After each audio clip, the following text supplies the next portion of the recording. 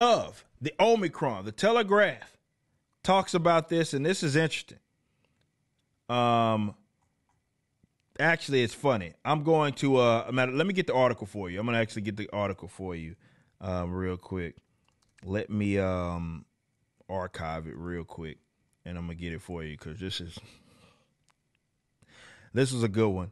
About like the Omicron situation, because when it was first initially reported, I think the part that got lost was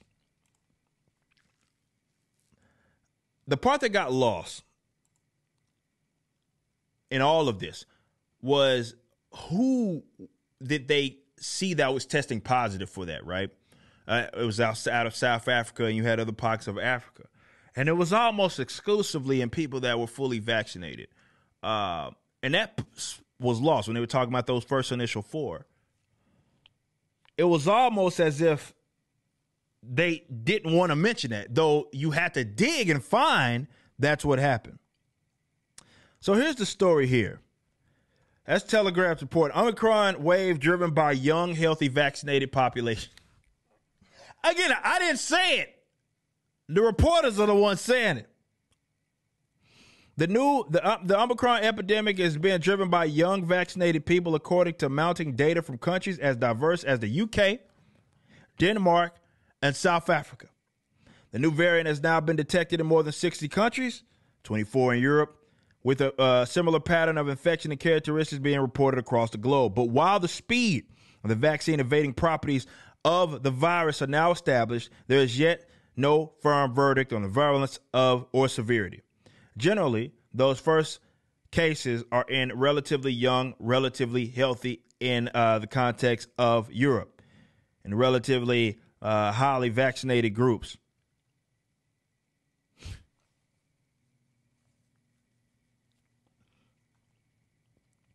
Data from Denmark, a world leader in genetic sequencing, shows that 3,437 Omicron cases detected, just over 70% have been among those younger than 40. Some 75% of those cases were in fully vaccinated individuals. So most of the cases are in fully vaccinated individuals. Daily cases in Denmark have surged by a third since early December, despite almost 80% of the population being double vaccinated. I'm just giving you the information here. You can take it in whatever way that you may. The country tightened the restrictions at the end of last week. Neighboring Norway, which has so far reported 958 cases, also introduced new COVID measures. Analysis from the European Center for Disease Control found 72% of early cases were in those under 40. Of the 43 detected so far were in the same age bracket. American authorities also revealed that almost 80% of the people infected were vaccinated.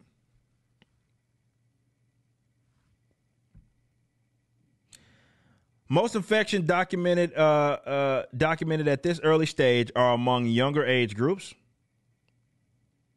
So what it seems like is that is young people that they are finding that have this. Now, again, this isn't saying that they're dying, because they're not. These are more mild cases, and but the reality is like as Dr. Smallwood also suggested, the data far suggests there is a real increase in the number of breakthrough cases in vaccinated individuals. They're not breakthroughs anymore. Why are we still calling these breakthrough cases? But it said it's too soon to confirm whether the variant triggers milder disease.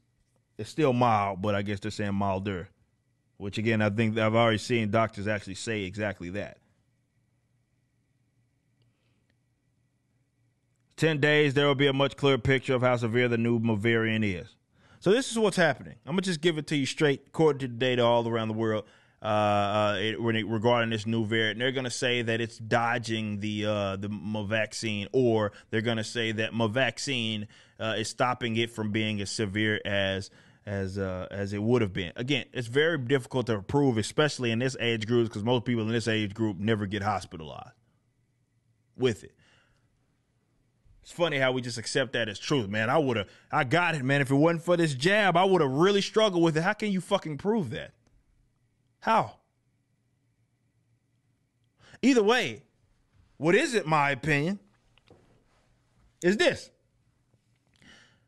We know, factually speaking, and by the thousands, people that are getting it are jabbed. Okay? Now, this isn't unlike any news, right? Like I said, breakthrough. Why they keep calling breakthrough, I don't know. It's not news. However, I will say this. I think it's important to remember what was stated. Not only did your bro Joe Biden, who's not a president, say that people, he literally stated that. He said people that were getting this weren't, if you got the jab, you weren't going to get COVID till you did. Also, Dr. Rochelle Walensky, during the initial rollout, she claimed, and I got the videos, I've pointed this out many a time. She stated that they weren't, the people that were getting the jab, according to real world data and their own data, that they weren't catching the virus and don't get sick. Until, again, then as of August the 6th, she said, well, we know that because of a Delta variant, it's not preventing transmission. Now, this just goes back to show how fucking retarded these policies are, okay? Because the policies are, well, they're implemented because they say that we're trying to stop this. And therefore, we must ostracize unvaccinated people because reasons. Yet, vaccinated people are spreading it. You're not mass testing them. And you certainly don't want to, well, I don't want to say certainly don't want to shut them down because often you're getting recently that they're still trying to do that among the vaccinated as well, where they're saying, nope, you're getting a boxcar too. I'm just relaying the information, and you can take it in whatever way that you may. You just watched a clip from my podcast, For Canon's Sake.